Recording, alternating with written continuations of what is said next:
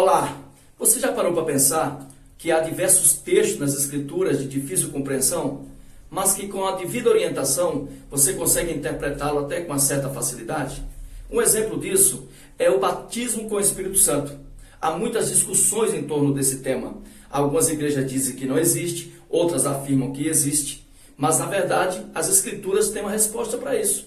Joel capítulo 2, há uma profecia que declara que as pessoas que recebessem o arrependimento receberiam o batismo com o Espírito Santo.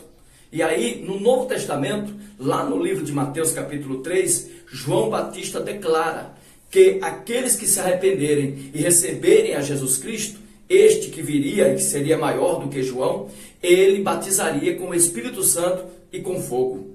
Então, quando nós chegamos no livro de Atos, no capítulo 1, versículo 5, o próprio Jesus declara, o próprio Jesus endossa a palavra de João e diz assim: João batizou com águas, mas vós sereis batizados com o Espírito Santo não muito depois desses dias. E aí chega a Atos capítulo 2. E em Atos capítulo 2, a Bíblia diz que o Espírito Santo foi derramado dos céus sobre os discípulos, os apóstolos de Jesus. E eles foram cheios do Espírito Santo e manifestaram a primeira evidência, que foi o falar em outras línguas.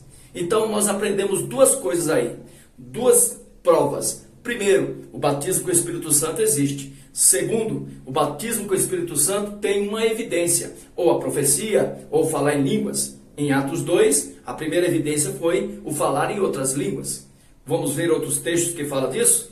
Atos capítulo 10, a partir do versículo 37, Pedro vai à casa de Cornélio, um centurião romano. E na casa de Cornélio, Pedro ora por eles e eles recebem o poder de Deus, o batismo com o Espírito Santo e revelam mais uma vez a evidência do falar em outras línguas. Em Atos capítulo 19, Paulo se encontra com discípulos de João Batista em Éfeso. Paulo ora pelos discípulos de João Batista e eles também recebem o poder de Deus, o batismo com o Espírito Santo e também manifestam a evidência do falar em outras línguas. Então há muito a se discutir acerca disso. Por exemplo, o batismo com fogo, citado em Mateus capítulo 3, versículo 11, existe? É um tema que a gente pode discutir em uma outra oportunidade. O Instituto Bíblico Efratá está aqui em Taboão da Serra. E esse Instituto Bíblico vai te ajudar a aprender as Escrituras, a conhecer com mais profundidade temas como esse que eu citei aqui. Então venha estudar conosco, as matrículas estão abertas. Nos procure, se matricule e venha aprender a palavra de Deus. Venha que nós vamos te ajudar. Que Deus te abençoe.